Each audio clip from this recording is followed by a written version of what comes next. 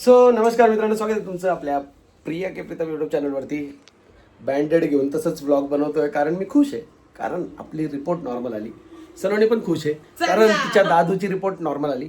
आणि आता ती चलना जे म्हणते ना, ते आम्ही एक्सायटेड आहे. कुठेतरी चाललोय का माहिती आहे का? चाललोय आमच्या कुलदैवीला दर्शन घेण्यासाठी. कारण मी पण वाचलो, माझ्या मामी पण वाचल्या आणि मामींना घेऊन आम्ही चाललोय आता दर्शनाला. सो चला तुम्ही पण आमच्या सोबत या मस्त प्रवासात सगळ्यांनी.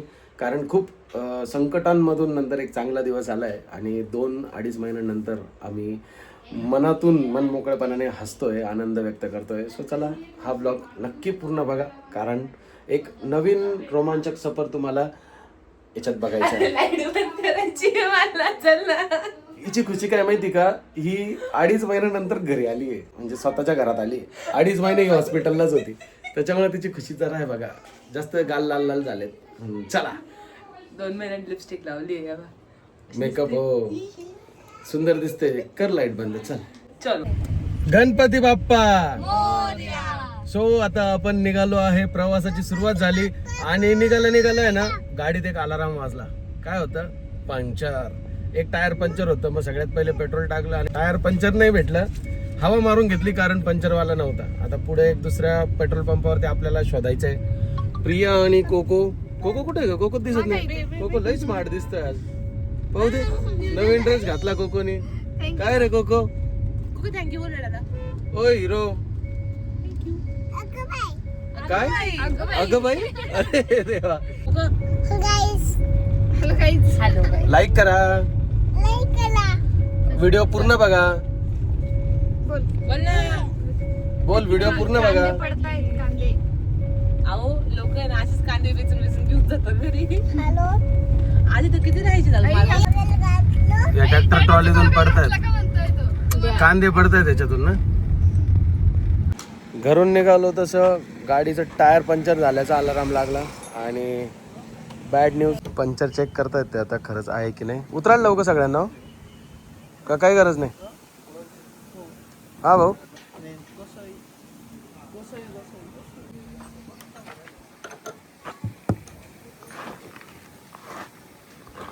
चेक करतायत. नको उघडू नको वरती. तुम्ही काय करताय रे कोको? ते काय पंक्चर काढतायत? अरे बापरे, आहे ना.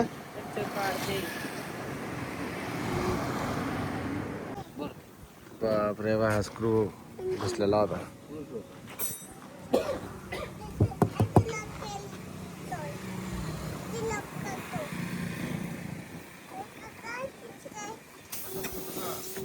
किती मोठा खेळ होता रे तू. मग म्हणून दाखवायला घेतला तुला. काढलं का मग? हो काढला.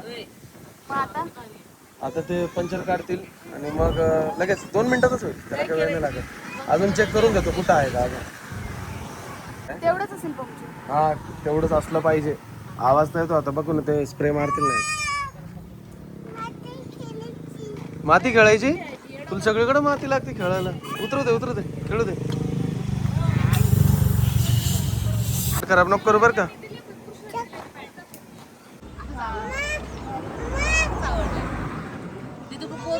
तिकडे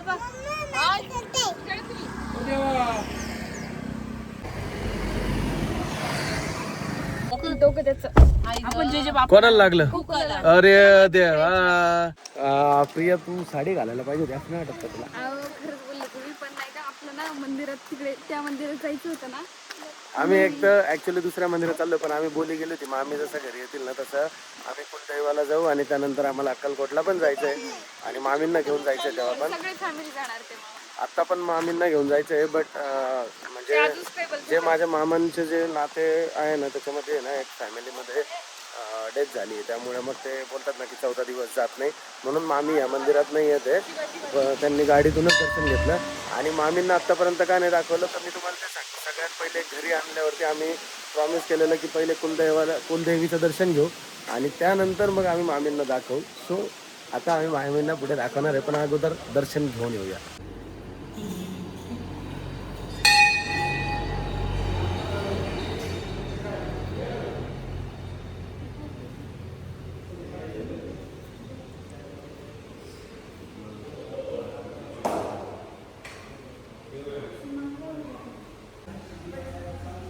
डोकं टेकून बघा.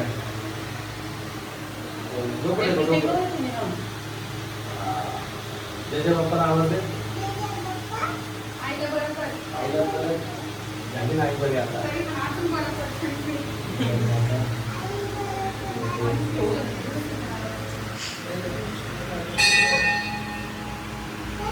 आमची कुंड माता. सर आपण शूज घातलेत का?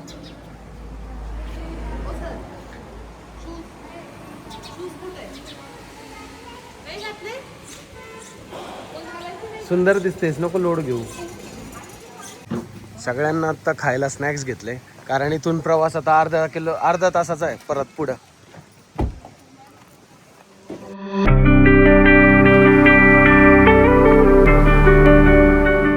कसलं मंदिर आहे सलोनी हे? दत्ताचं मंदिर आहे. दत्तांचं. अरे म्हणजे इथे भूतबाधा झालेली असेल ना ते काढता. बापरे, खरं का खोटं?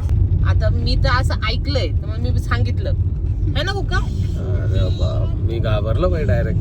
प्रिया, तुझ्या अंगातलं भूत काढायचंय का तिथं? चल जाऊ मग तुला घेऊन. माझं भूत काढायचंय. लय दिवसांचं यायचं होतं. जेव्हापासून काम चालू होतं तेव्हापासून चालू होतं एकदम. मी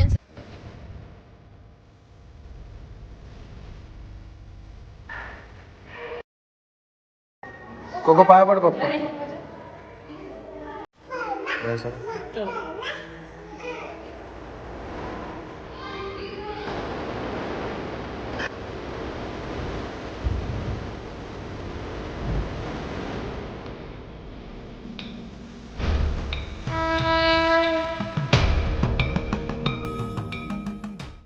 भारतामध्ये एक असं मंदिर आहे जिथे देवीची मूर्ती नाही. गर्भगृहात प्रचंड अंधार आहे आणि जिथे आजही तांत्रिक साधना केली जाते. हे मंदिर आहे आसाममधलं कामाख्या देवीचं मंदिर. आणि आम्ही आलो आहे निफाड येथील त्यांच्या हुबेहूब प्रतिमा असलेल्या कामाख्या मंदिर येथे, जे धारणगावला नवीन झालं आहे. कामाख्या देवीला भारतातील अत्यंत शक्तिशाली शक्तिपीठांपैकी एक मानलं जातं. पण या मंदिराला इतकं रहस्यमय का मानलं जातं हे तुम्हाला माहिती आहे का? सगळ्यात आधीची गोष्ट म्हणजे इथे देवीची नेहमीसारखी मूर्ती नाही. गर्भगृहात नैसर्गिक योनिरूप शिळेची पूजा केली जाते आणि या शिळेवर सतत नैसर्गिक झऱ्याचं पाणी वाहत असतं. आणि याच मंदिराची सगळ्यात चर्चेत असलेली मान्यता म्हणजे दरवर्षी अंबुबाची मेला या काळात देवीला मासिक पाळी येते अशी श्रद्धा आहे. या काळात मंदिर काही दिवस बंद ठेवलं जातं आणि त्यानंतर पुन्हा दर्शनासाठी मंदिर उघडलं जातं. या काळात झऱ्याचं पाणी लालसर होतं अशीही मान्यता आहे. मात्र या लाल रंगामागचं नेमकं वैज्ञानिक कारण निश्चितपणे अजूनही सिद्ध झालेलं नाही. पण कामाख्याची ओळख फक्त या मान्यतांपुरतीच नाही, तर हे ठिकाण शाक्त आणि तांत्रिक साधनेचं सुद्धा एक महत्त्वाचं केंद्र मानलं जातं. त्यामुळे अनेक साधू साधक इथे साधनेसाठी येतात आणि कदाचित याच कारणांमुळे कामाख्या देवीभोवती अनेक गूढ कथा आजही ऐकायला मिळतात. आम्ही जेव्हा इथे दर्शनाला गेलो ना, तेव्हा गर्भगृहातला हा अंधार आणि तिथलं वातावरण खरंच बाकीच्या मंदिरांपेक्षा खूप वेगळं जाणवत होतं. आणि त्यानंतर प्रियाने देवीची ओटी भरली. त्या क्षणी असं वाटलं की आपण फक्त एका प्रसिद्ध मंदिराला भेट देत नाही आहे, तर हजारो वर्षांच्या श्रद्धा आणि परंपरेचा एक भाग अनुभवतो आहे. कामाख्या देवीचं हे मंदिर म्हणजे श्रद्धा, निसर्ग, तंत्र परंपरा आणि रहस्य यांचा एक अनोखा संगम आहे. आणि म्हणूनच कामाख्या देवीला भारतातील सर्वात रहस्यमय शक्तिपीठांपैकी एक म्हटलं जातं.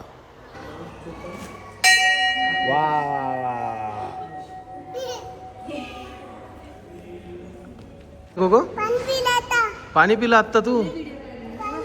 तिथे आहे ना कामाख्या माताच्या तिथे आहे ना तीर्थ देतात ते प्यायला, ते पिलं त्याने.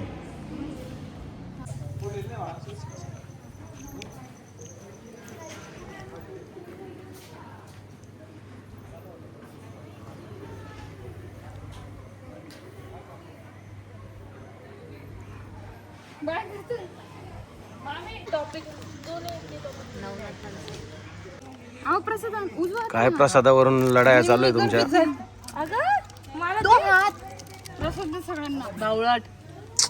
असं नको बोलत जाऊ, मला बीप लावा लागत.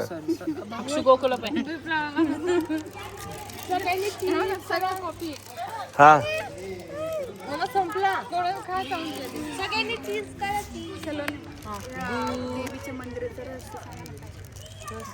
म्हणजे कशी कहाणी कशी? नाही ती इथंच ऐकायला मजा येईल. सगळ्यांनी स्माइल करा. ज्यावेळेस ओरिजिनल कामाख्या मंदिर दुसरीकडे मग ते त्याचं प्रतिरूप बनवलं जसं केदारनाथचं बाकी मंदिरांचं घेतलं आता थोडं मोठ्याने बोल ना, आमच्या ऑडियन्सला पण ऐकू दे ना. तू तिच्या कानातच सांगू राहिले डायरेक्ट.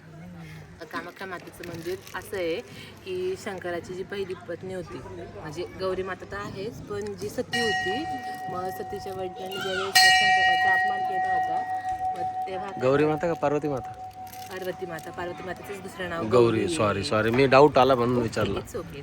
ज्यावेळेस सतीच्या वडिलांनी शंकराचा अपमान केला होता त्यावेळेस सतीने स्वतःला अग्निदहन केलं होतं. मग तिचे शरीर होतं जे दहन केलं होतं शंकरांनी ते शरीर उचलून चालले होते. पुत्रा अवतारात ते म्हणजे रागावले होते चिडले होते मग ते घेऊन चालले होते ते तो शरीर. एकटाच चालला परत.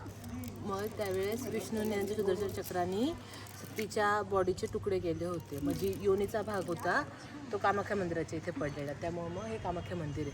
मग इथे जसं तिचा योनीचा इथे नाही ओरिजिनल कामाख्या मंदिर आहे ते मग तिथे योनीचा भाग पडलेला आहे. मग इथे पण आतमध्ये कामाख्या मंदिर आहे नवनाथांचं मंदिर आहे शंकराचं मंदिर आहे परत देव्यांचं पण आहे नवचंडिका पण आहे ना म्हणून इथे मग त्या योनीची पूजा केली योनीची जाते. पूजा केली जाते. ओके.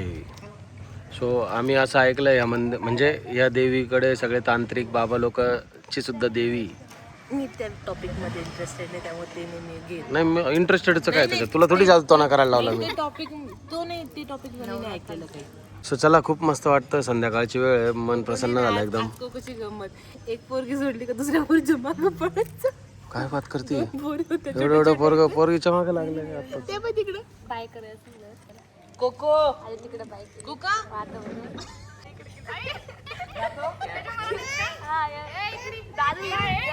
कुठे चालला तू? इकडे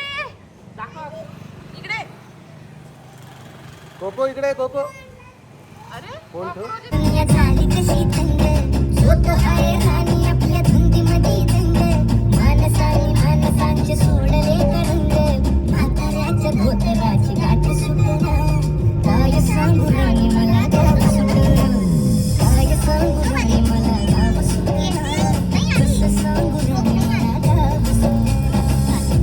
सो मंदिरातून आम्ही डायरेक्ट आलो आता मामींच्या माहेरी, कारण मंदिर आणि मामींचं माहेर हे फक्त 5 मिनिटाचं अंतर. मग म्हटलं चला तिकडे जाऊ आणि जरा रिलॅक्स पण करतील, कारण आमचा जवळजवळ अर्धा पाऊण तास प्रवास झाला आहे आणि तिथे मंदिरात पण चालून मामींना थोडंसं पाय दुखायला लागलं होते. सो मग त्यांना माहेरी आणलं, सगळ्यांनी त्यांचं वेलकम करण्याचं प्लॅन केलेला. सो मग आता पहिले माहेरी उतरलो आहे.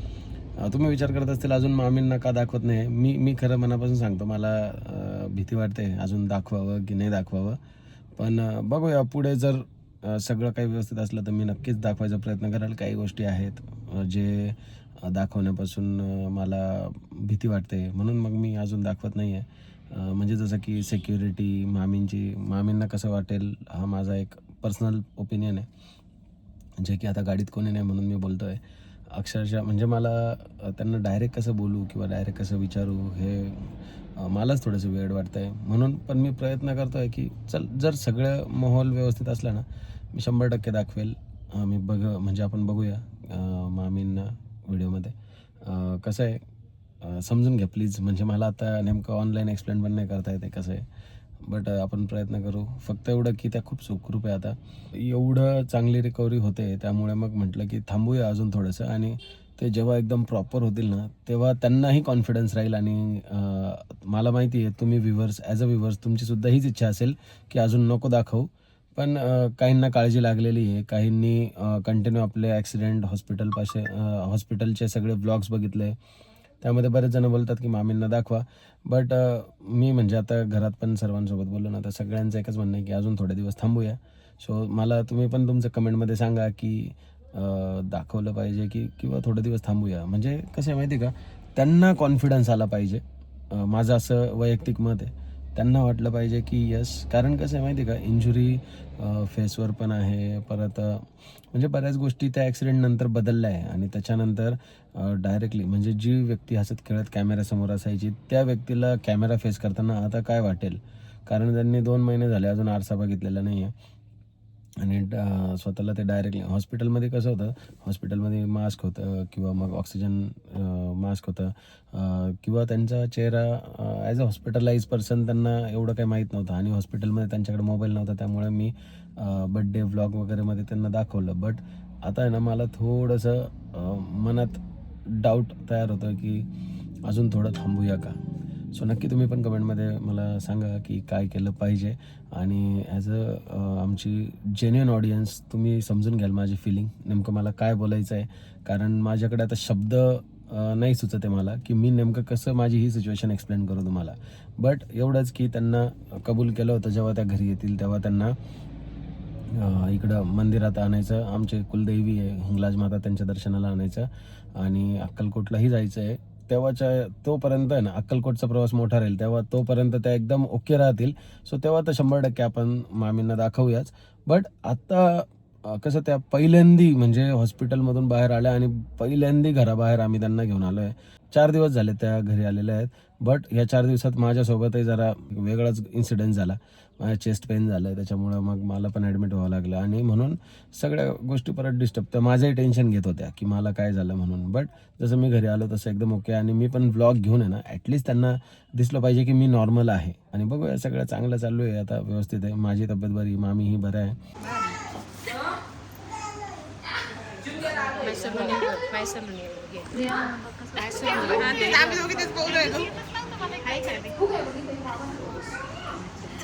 हळूहळू हा चप्पल उचल रिंकी.